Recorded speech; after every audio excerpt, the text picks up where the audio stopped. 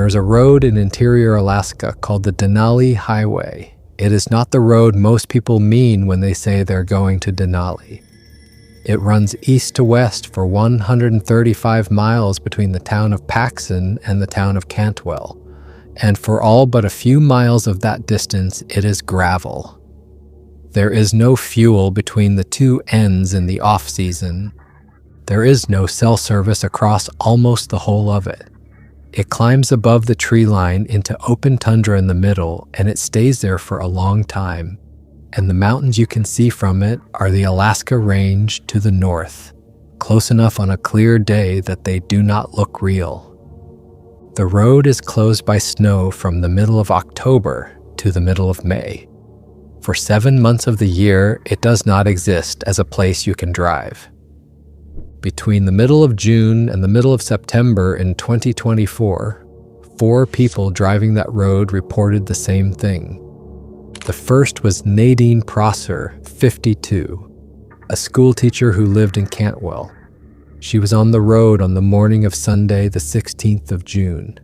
The second was Rich Sandoval, 58, a registered hunting guide out of Paxson with 31 seasons behind him. He was on the road on the afternoon of Wednesday, the 28th of August. The third was Dale Kettering, 37, a welder from Delta Junction, and he was on the road in the dark on the night of Sunday, the 8th of September. The fourth was a woman named Melody Olson, 34, and what she reported is the last thing this account will tell you because she has never told anyone else. The word each of them used in the log that recorded their contact was the same word. None of them had spoken to the others. 2 of them did not know the others existed. Here is how it ended for them so that you're not waiting for it. Nadine Prosser left Alaska in the spring of 2025 and moved to Washington State, where her sister lives. Rich Sandoval let his guide registration lapse that same year after 31 seasons and did not renew it, and gave no reason that anyone recorded. Dale Kettering never went back for his truck. It sat at mile 122 on the Denali Highway from the 9th of September until the middle of October, when a road contractor towed it in because it was going to be buried, and Kettering paid the fee over the phone and told the contractor to keep anything in it he wanted. Within a year, he had moved out of Alaska as well. Only Melody Olson stayed. She still lives at the same address in Glen Allen. When people have gone to that address to ask her about what she saw that September, and a few have, she does not open the door. What survives of all 4 of them is paper. The Bureau of Land Management runs a field office in Glen Allen that manages most of the Denali Highway corridor, and that office keeps a visitor contact log for each season, a record of who reported what to a ranger and when. The 2024 log has 4 entries in it that use that same word, dated across those 3 summer months. There's also a single written statement taken by an Alaska State Trooper at the Cantwell post in the early morning of the 9th of September, signed by Dale Kettering, 4 pages long in a shaking hand. The log entries are summaries written by whoever took the call. What follows below is the accounts themselves in the order they happened, in the words of the people who lived them. The first is Nadine Prosser. I want to say before anything else that I am not a person who believes in things. I taught 4th grade for 26 years. I have a mortgage and a bad knee, and I do my own taxes. I am telling you this because when I tell you what I saw, I need you to understand the kind of person it happened to. That Sunday, I was driving west to meet my sister at the Maclaren River, which is a thing we did most summers when she came up. She would come up from Glen Allen and onto the highway at the Paxson end, and I would drive down from Cantwell, and we would meet in the middle at the lodge by the river and have lunch and turn around and go home. It is a long way to go for lunch. That is the point of it. I had a thermos of coffee in the cup holder, and I was worried about my front passenger tire, which had been low all week, and I remember thinking I should have had it looked at before I got on gravel. That is the sort of thing that was on my mind. A tire. The road was empty that morning. It usually is. I passed one truck in the first 40 miles. Going the other way, a man with a boat trailer who lifted 2 fingers off the wheel the way you do. And after that, nothing. Just the road and the gravel noise and the mountains coming up on my right to the north as I climbed out of the trees. There was one thing before the bridge that I did not think about until later. Maybe 10 miles back from it, there was a place where the ravens were up. A lot of them, more than you usually see, circling over something off the north side of the road, out on the tundra a quarter mile or so. And I remember thinking a caribou had died out there and the ravens had found it. Because that is what ravens over the tundra means. I did not slow down for it. It was only afterward, thinking back, that I wondered what had killed a caribou out in the open like that in June, and what had opened it up enough for the ravens to be at it, and whether the thing at the bridge and the ravens back down the road had anything to do with each other. I will never know. But I saw the ravens first, before I saw anything, and I have wished since that I had understood them as a warning. I came up onto the tundra, and the visibility out there is enormous. You can see for miles in every direction because there is nothing to block it, no trees, just low country rolling away and the big peaks behind it. And I could see the Maclaren River bridge from a long way off, the way the road drops down toward it. And I remember being glad because it meant I was close and my sister was probably already there. There was something standing on the far side of the bridge. I thought it was a person at first because it was standing upright, and then I thought it was a bear because of the size and the color, and then I got closer and it was neither of those things. It was standing off the shoulder on the north side, on the gravel where it goes to grass.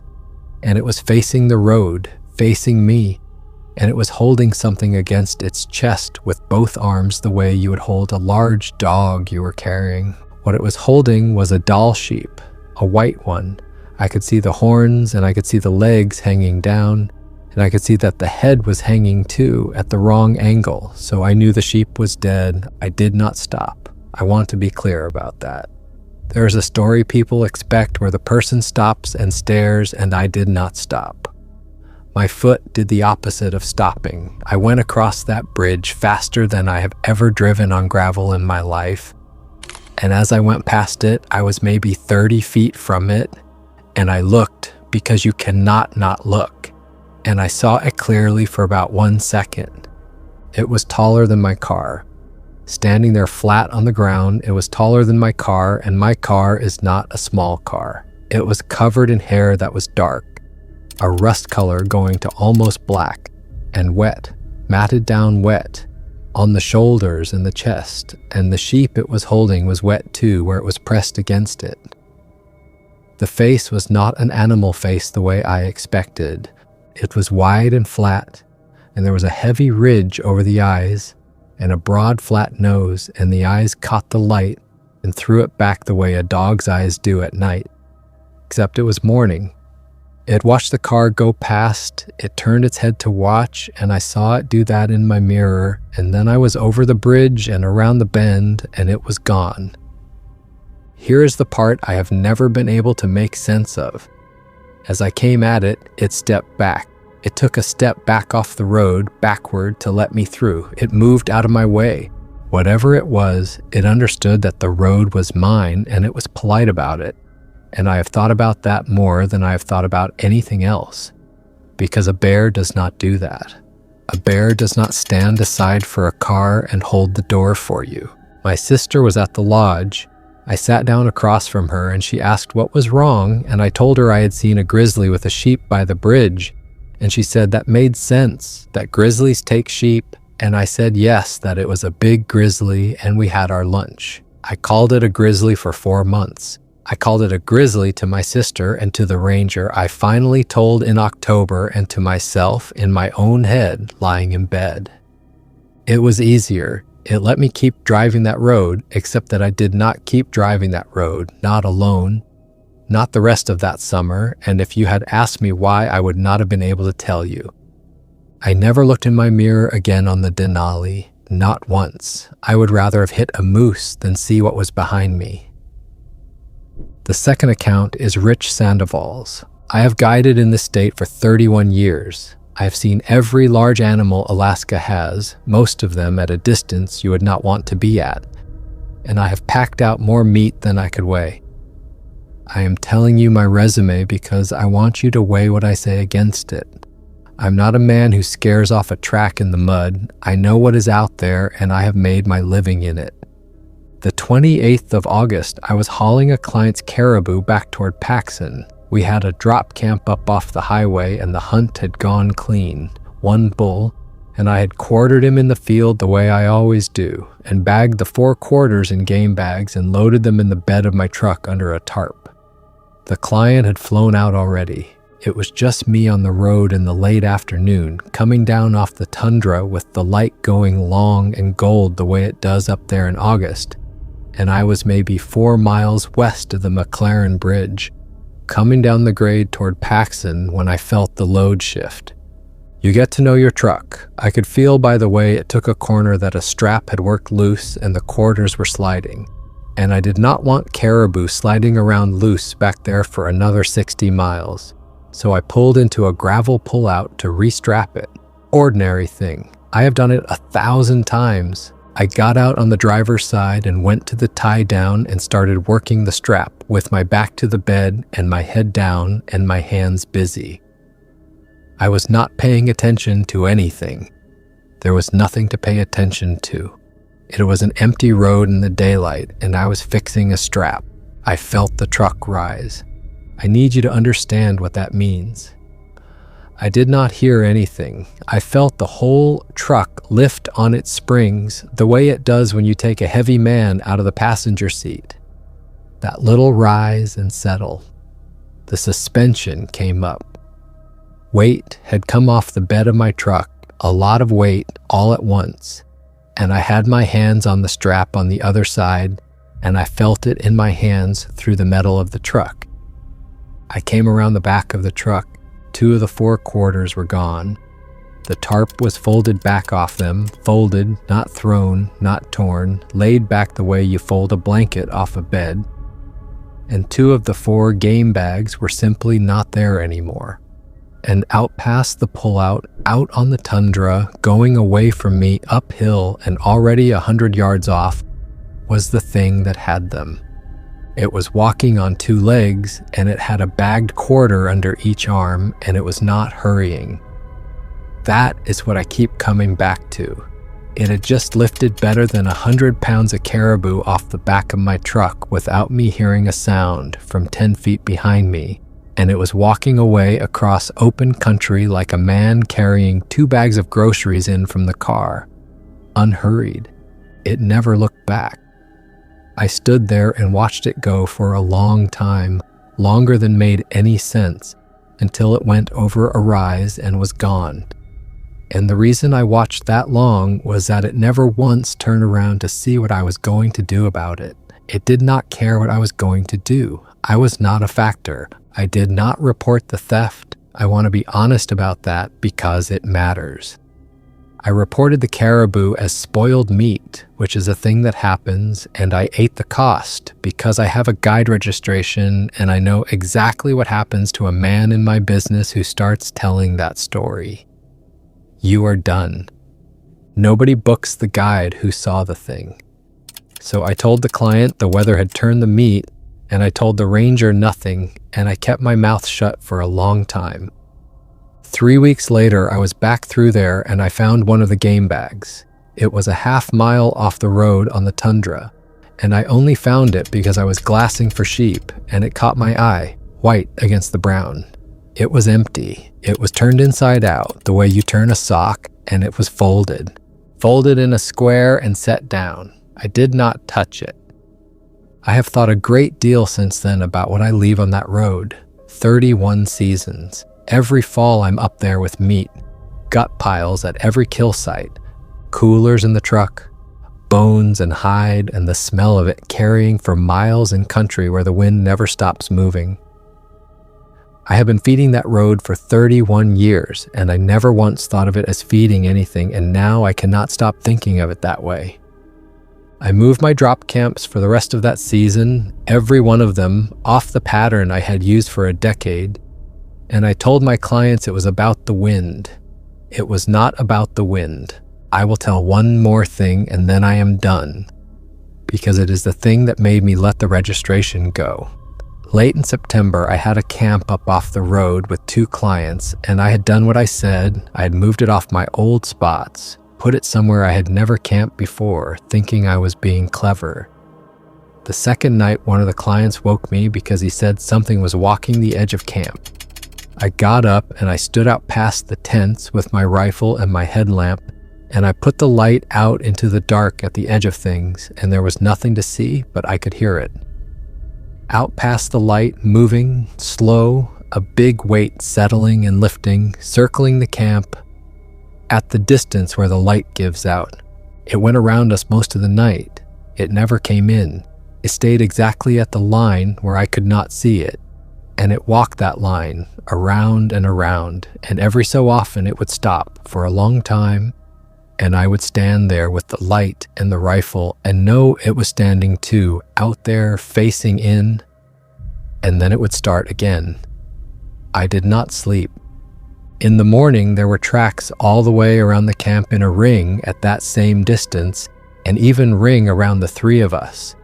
And no track came closer than that ring, and no track led away from it that I could find. I broke that camp at first light, and I took my clients out and I drove home, and about a month later I let my registration lapse because I could not any longer stand in front of a client and promise him the country was safe when I no longer believed one word of it. The third account is Dale Kettering's, and it is the longest because it is the one where the road did not let the man go on his way. I was coming back from a moose camp on the 8th. Later than I should have been, because I'm always later than I should be. And I took the Denali instead of going around because the Denali saves you the better part of 2 hours if you do not mind the gravel in the dark. And I do not mind the gravel in the dark, or I did not. I had done that drive at night a dozen times. It is just a road. You put your brights on and you watch for animals and you drive. The first tire went at mile 118. It was a clean flat, probably a sharp rockion, the kind of thing that happens on gravel, and I have a spare and a jack, and I know how to use them. So I got out and I changed it, in the dark, on my knees on the gravel with a headlamp. And it took me the better part of 40 minutes because the lug nuts were on tight and the jack kept wanting to sink into the shoulder. But I got it done. I put the spare on and I loaded the flat in the bed and I got back in and I drove. And I was annoyed and cold and thinking about a hot shower. And that was the whole of my problem in the world.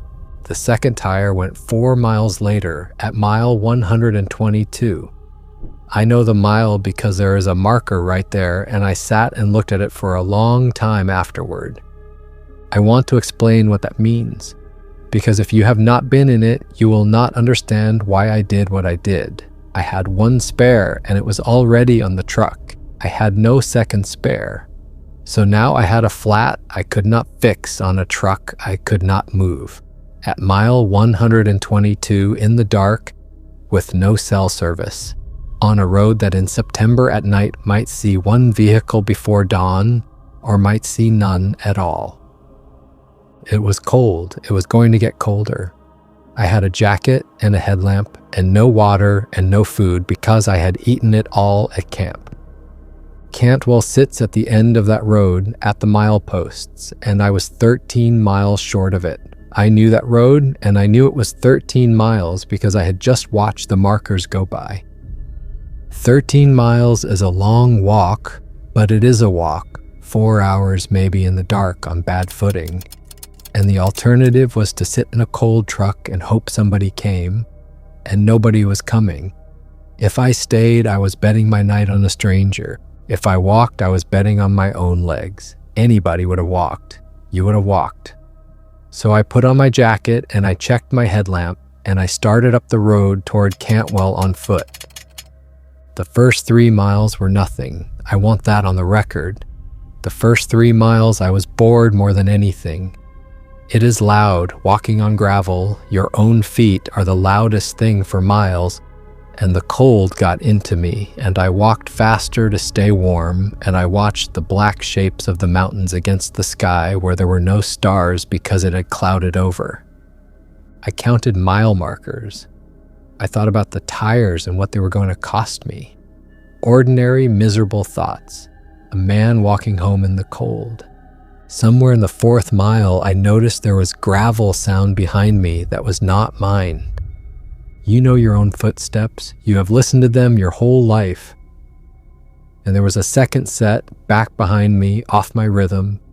And when I stopped to listen, it stopped too. I told myself it was an echo off the hills, which is a stupid thing to tell yourself because gravel does not echo, but I told myself that. And I kept walking, and it kept walking, matched to me, staying back.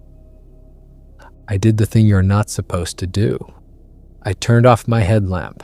I turned it off so that whatever was back there could not see me by it, and I stood in the dark, and I listened, and the footsteps kept coming. Without my light, it did not need my light. It came on toward me in the pitch dark at a walking pace, closing. And I understood then that it could see me fine and had been able to see me the whole time, and that the light had only ever been for me. That was the first moment the fear became a real thing in my body and not just in my head. I turned the lamp back on low and I walked faster. And then it was not behind me. I do not know how to explain the next part except to say it plainly. I had been listening to the thing behind me for a mile, and I came around a long bend, and there were 2 of them on the road ahead of me.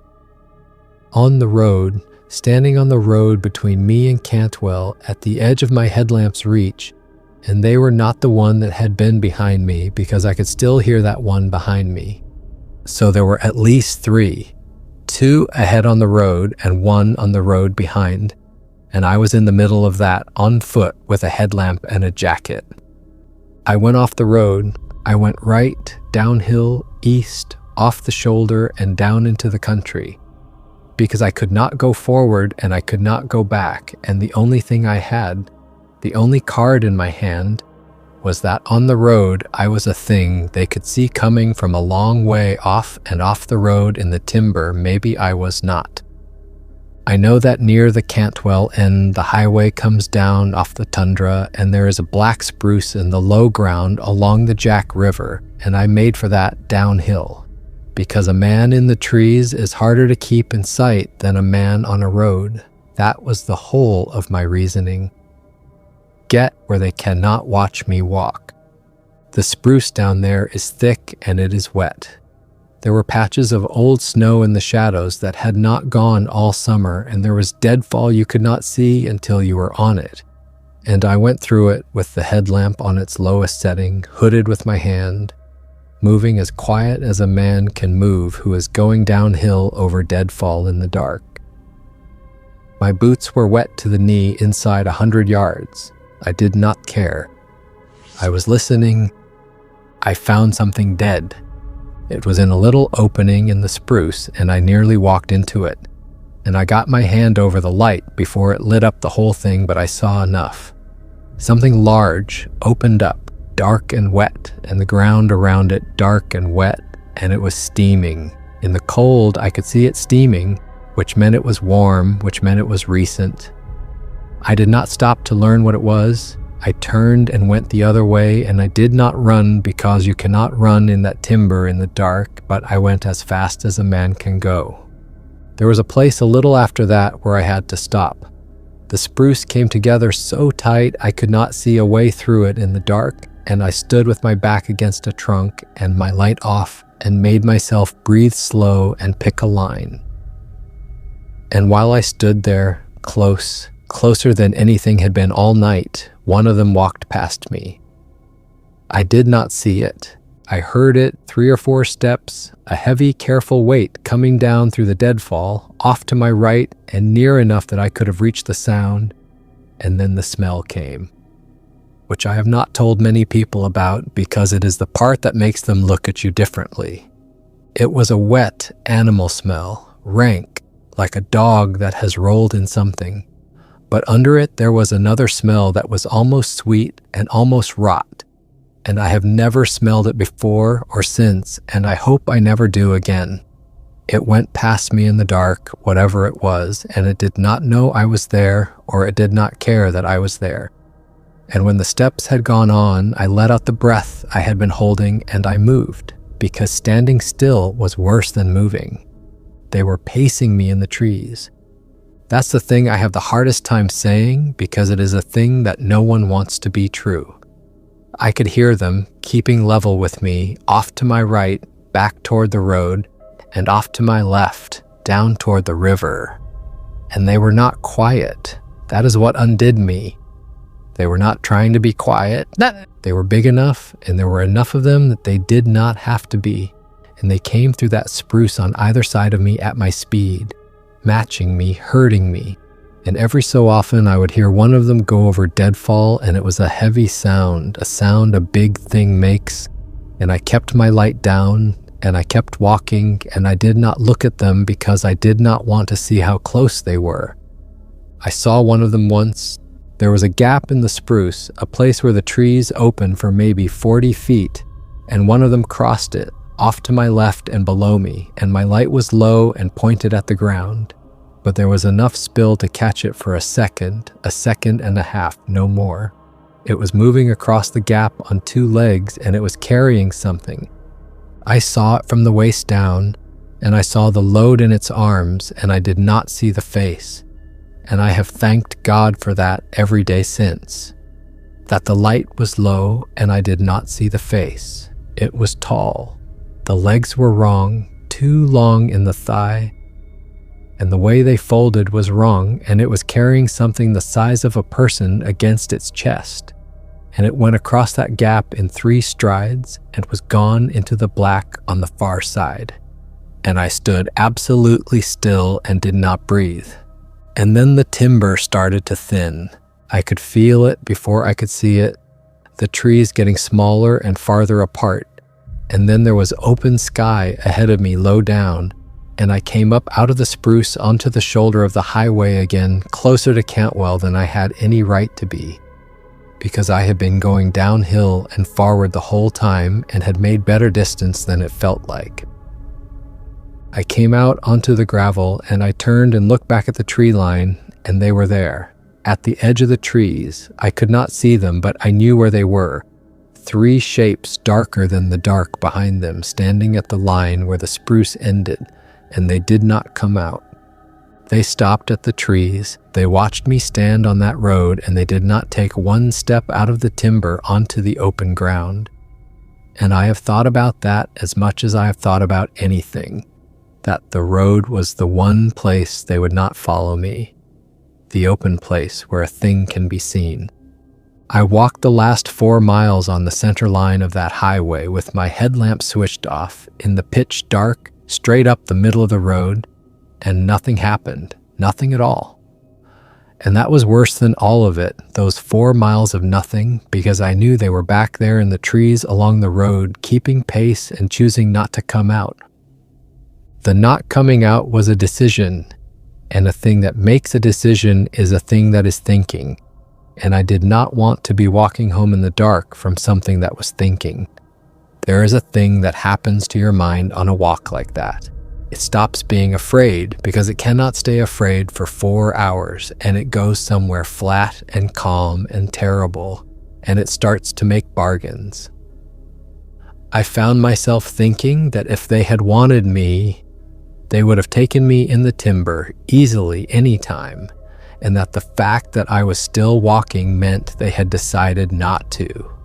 And then I thought about what it means that whether I lived or not that night had been a decision that something else got to make out there in the dark about me, and that I had had no say in it at all. And that is the thought I have never been able to put back down. I saw the lights of Cantwell come up finally, low on the road ahead, the yard lights and the 1 lit window, and I did not feel relief the way you would think. I felt like a man walking out of one country into another, and I kept looking back over my shoulder at the black line of the trees behind me, expecting the tree line to still be keeping pace, and it was not. The trees had fallen back and let the road open out, and only then, with the lights closed, did I understand I had been let go. I got to the Cantwell junction sometime after 4 in the morning. There was a trooper. I do not remember how I got him, whether I flagged a truck or walked to the post. I have lost that piece of it. But there was a trooper, and he sat me down, and I could not stop talking. And he wrote it down, 4 pages, and at the end of it, he asked me to read it and sign it, and I did. I signed my name to all of it. I have never taken back one word of it, and I have never said it out loud again to him or to anyone from that morning to this. Here is what became of them and of the road as far as it can be established. Kettering's truck was towed on the 14th of October by a road contractor closing out the season. The contractor's invoice notes both tires punctured on the inner edge, which is consistent with gravel and offers no further comment. The truck was not recovered by its owner. Kettering paid the tow and towing storage by telephone and left it. The written statement Kettering signed at the Cantwell post was filed. It was given no case number. No investigation followed from it, because there is nothing in it to investigate. No crime, no missing person, no property to recover, only a man's account of a walk in the dark. It sits in a file. Nadine Prosser moved to Washington in the spring of 2025 and has not returned to Alaska. Rich Sandoval let a 31-year guide registration lapse and did not renew it and gave no reason. Kettering left the state within the year. And Melody Olson. She came into the field office on the 19th of September, 11 days after Kettering's walk, to report something she said had happened to her 3 nights before, and her entry in the contact log is dated that day. It is the shortest of the 4. The word it uses is the same word all 4 of them used. She called the Cantwell post twice that week and gave no name either time, and it was only when she came in person to the field office that her name was written down at all, and beside it, in the log, are 4 words describing what she reported. And those 4 words are the reason she has never opened her door to anyone who came asking, and they are not written here because she has never permitted them to be, and it is not my place to be the first. The Denali Highway reopened in May of 2025 on schedule once the snow was off it. The traffic counts that summer were ordinary. People drove it to fish and to hunt and to see the mountains the way they always have. And most of them saw nothing but the road and the tundra and the Alaska Range standing up to the north too close and too clear to look real. 4 people saw something else on that road in one summer. Only 3 of them have told you what. Real or fake, you decide.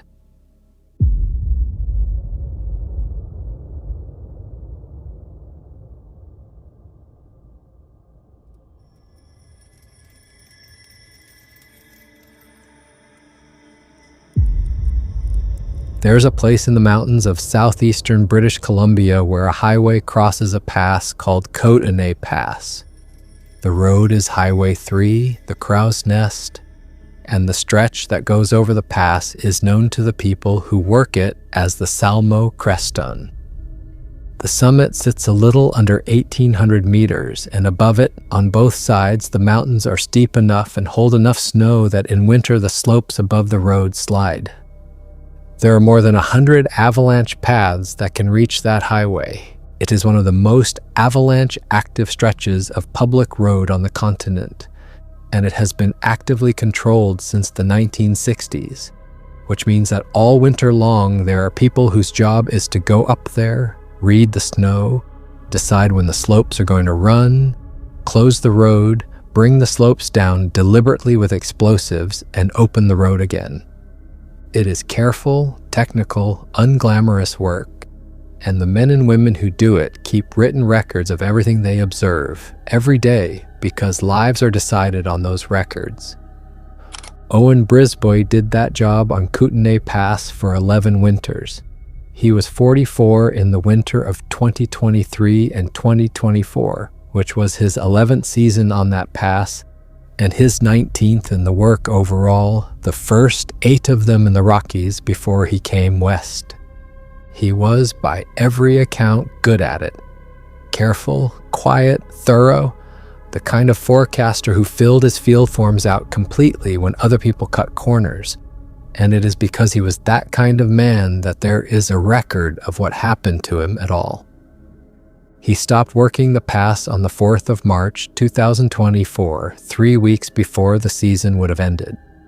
His final field observation form, the one dated that day, was returned to him for revision by the program and was never filed. He has not gone above the tree line since. He does not work in the mountains anymore. When he is asked about the winter of 2023 and 2024, he does not deny any part of it, and he will not discuss it. 2 documents survive that winter. The first is the set of his official field observation forms, the dated program record of everything he was supposed to write down, terse and technical and signed. The second is his personal field book, a small hardback notebook he carried the way many people in that work carry one, which is not a program record and belongs to no one but him, and in which he wrote, on the same dates, the things that do not go on a form. The forms are below where they matter. The rest is the field book in his own words, the same days from the inside. The 21st of November, first real day of the season for me. I want to write down what the job is because I have a feeling I'm going to want to remember later that it was ever ordinary. The thing people do not understand about this work is that it is almost entirely reading. You are reading the snow the way a man who has done it long enough reads a face. A slope tells you what it's going to do if you know the language, and the language is written in layers, one storm on top of the next all winter, and buried in there somewhere is the weak layer, the one that will not hold.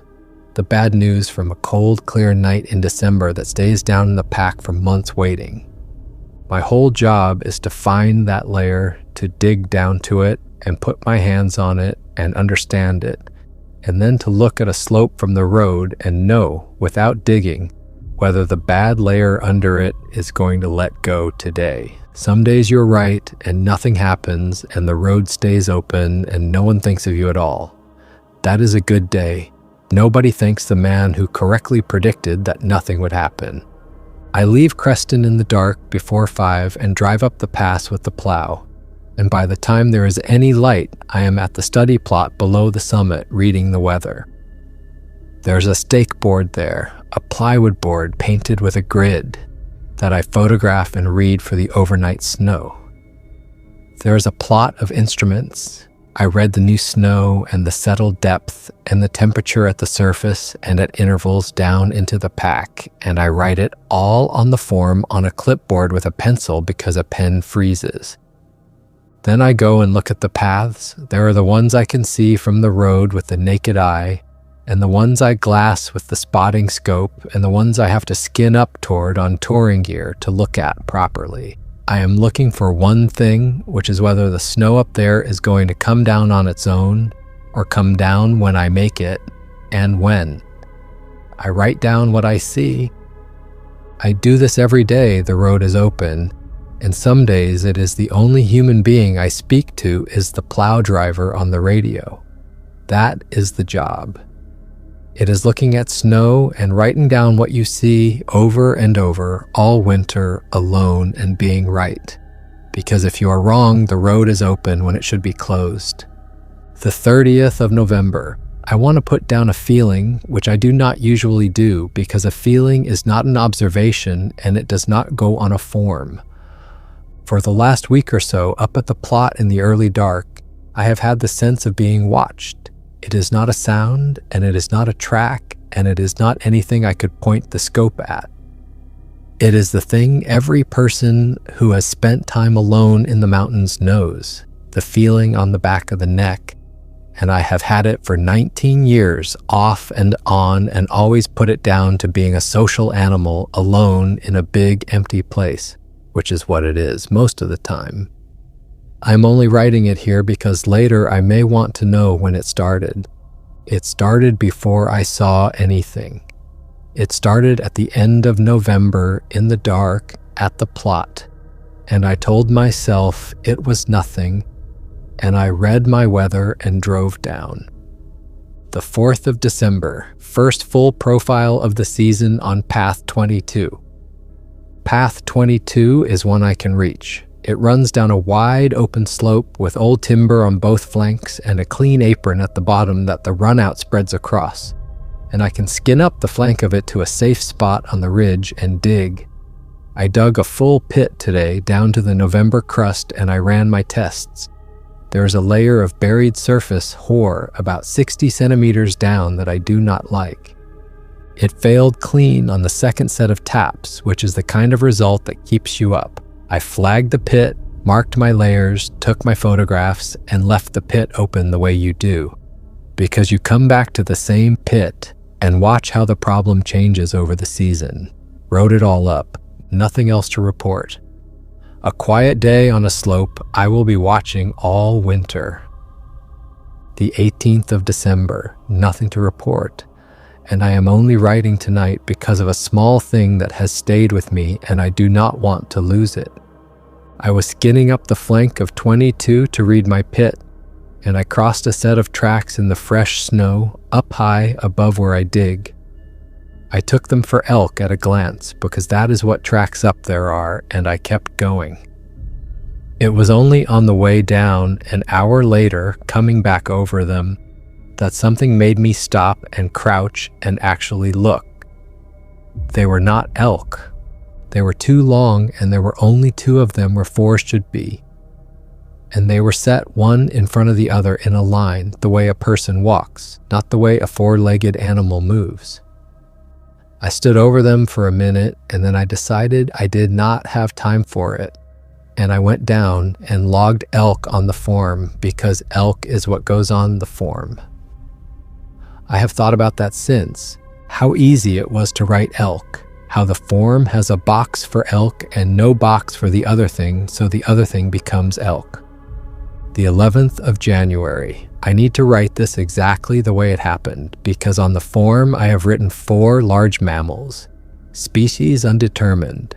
And that is true, but it is not what I saw. I was at the study plot at first light glassing 22 before I decided about the road.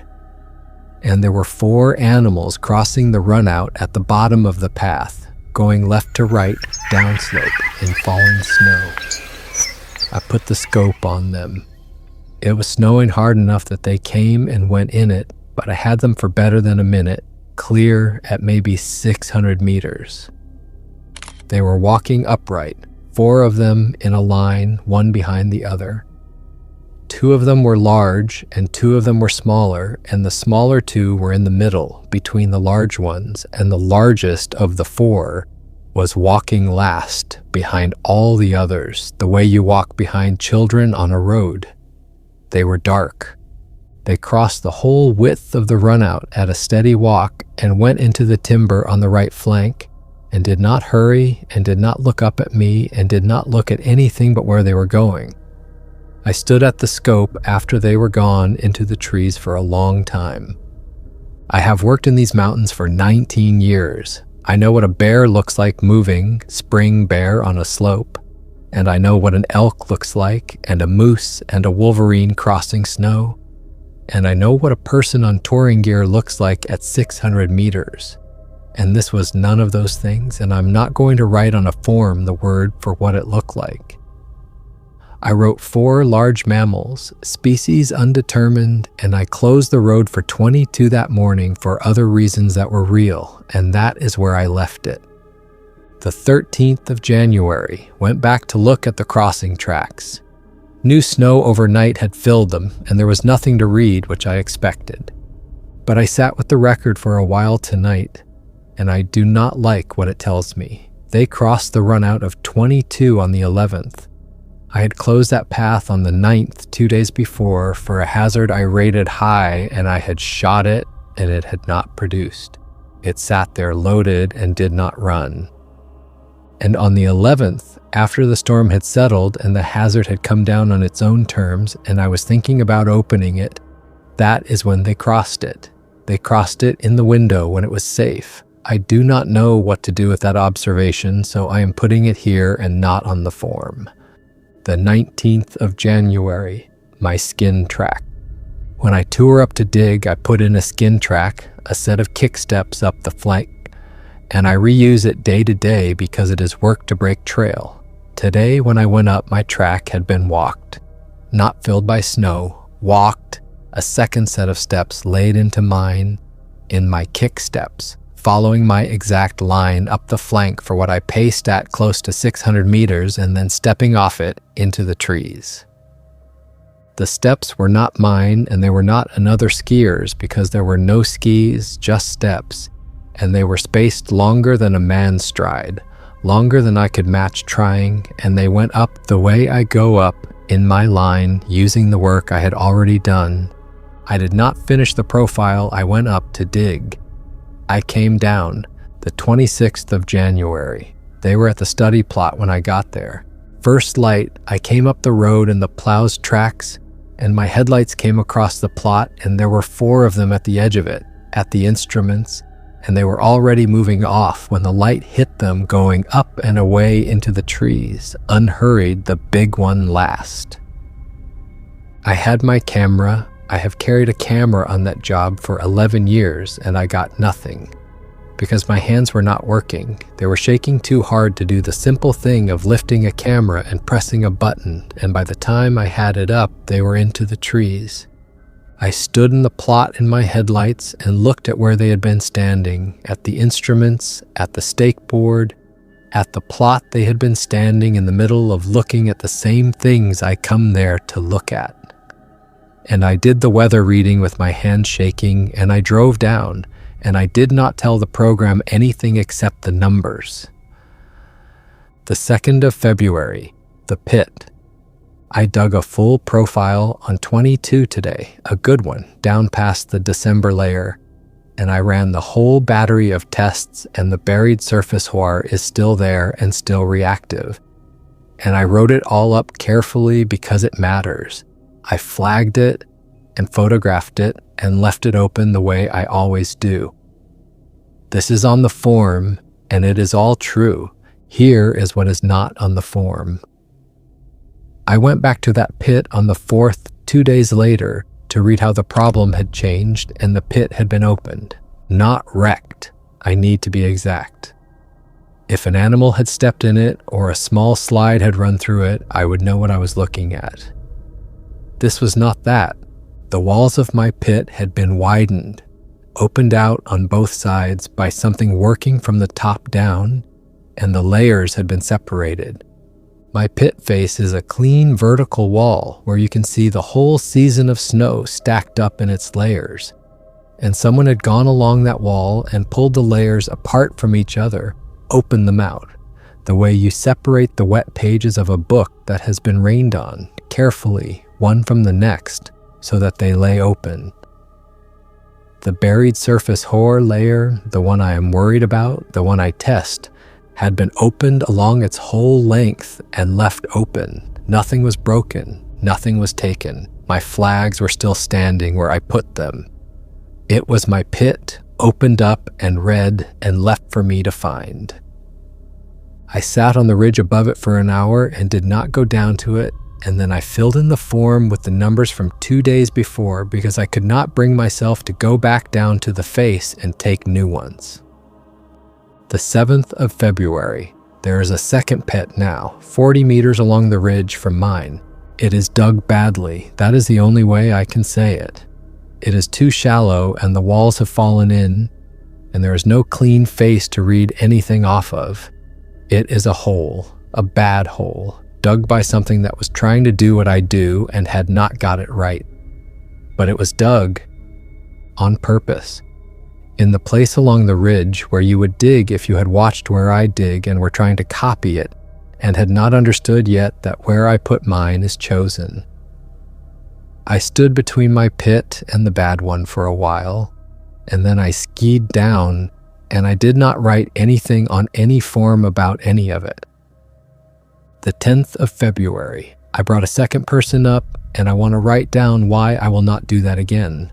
I have a colleague, younger, second season, and I did not tell him what I was going to show him because I did not want to put it in his head first.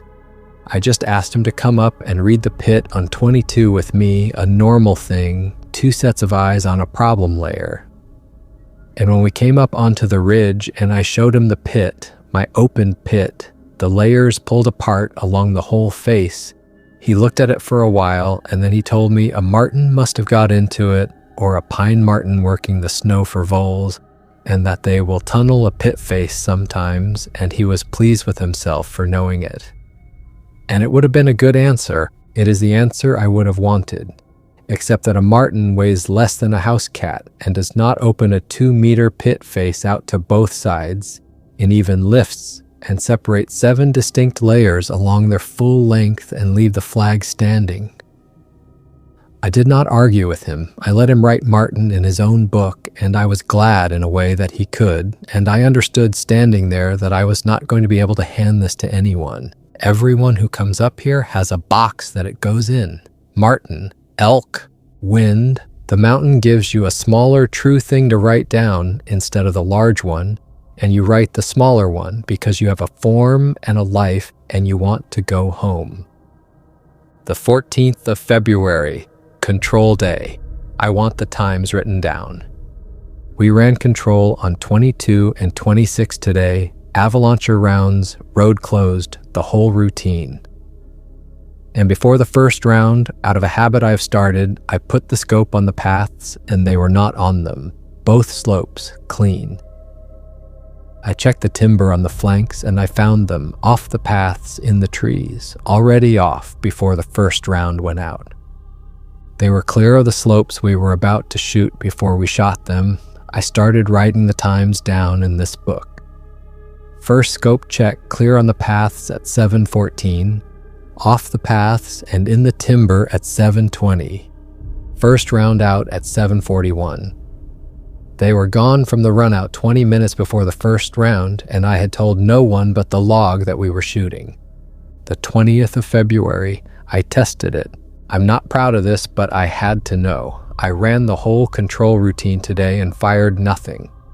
I closed the road on the radio at the normal time. I staged the vehicles. I ran the radio traffic the way I do on a real control morning. Everything a person watching from a slope would see and hear on a day we're about to shoot.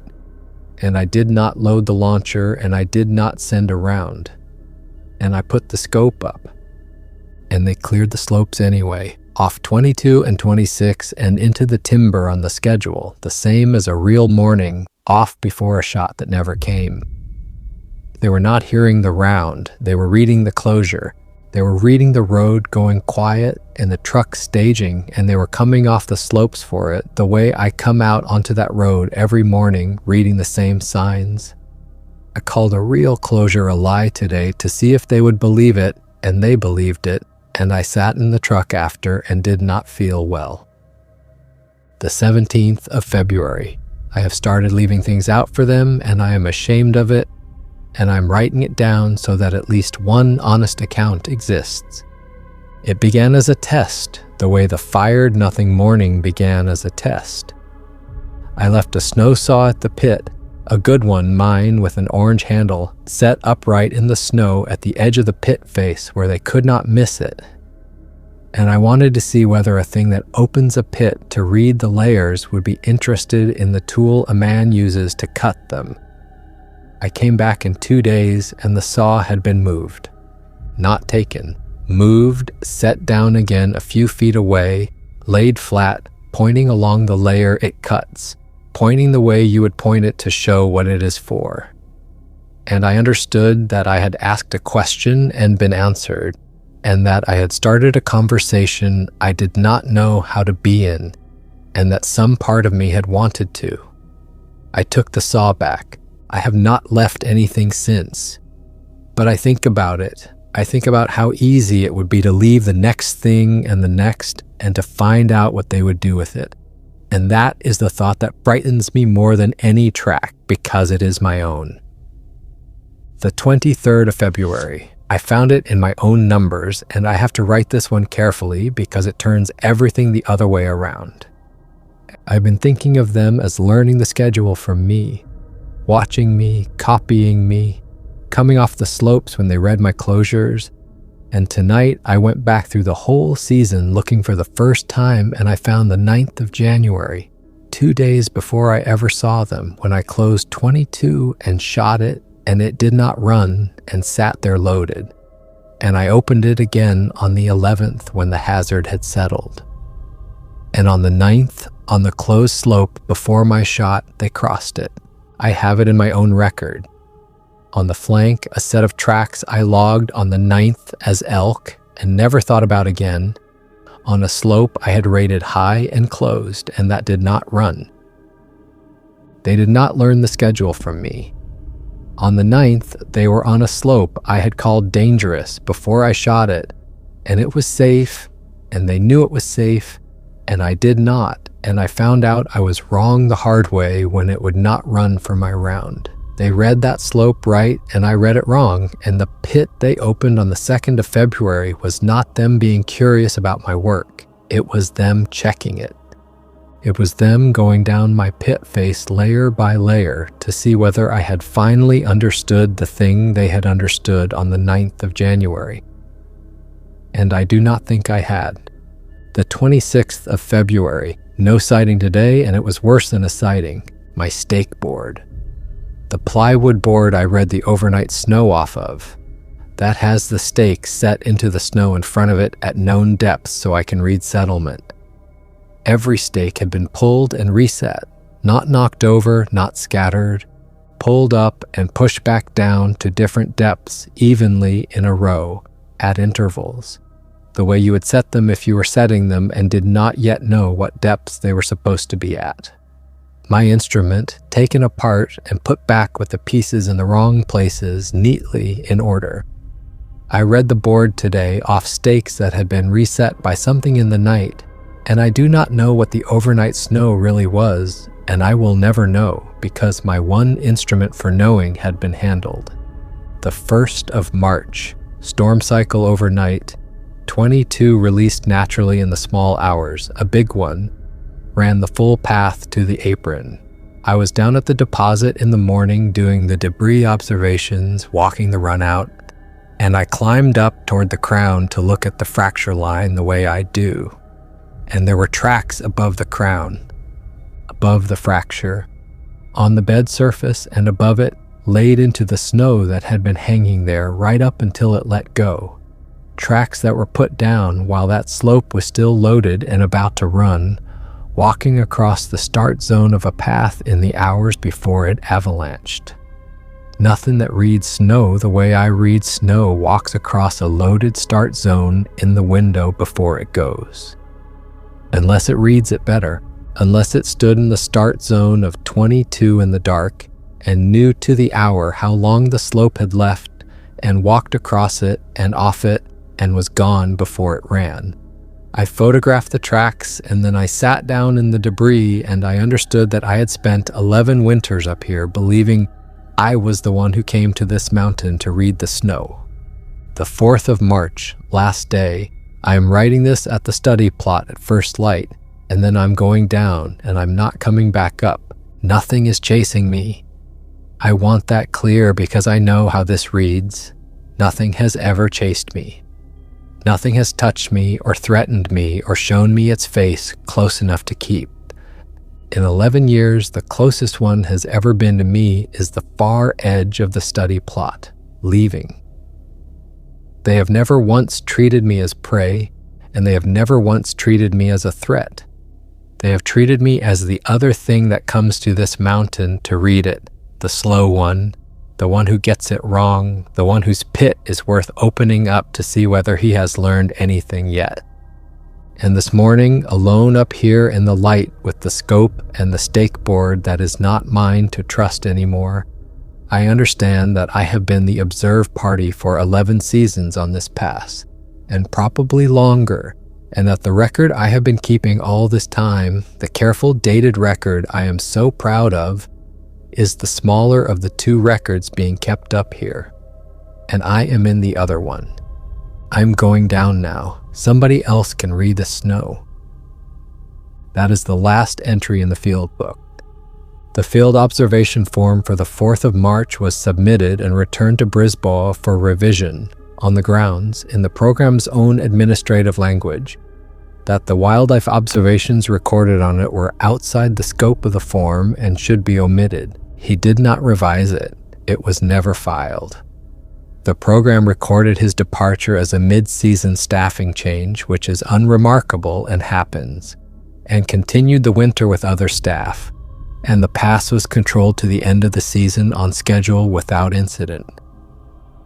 Some weeks after he came down, Brisbane pulled his own archive field observation forms, all 11 seasons of them, and read every entry he had ever written for a wildlife crossing on a slope that no elk and no bear had any business being on.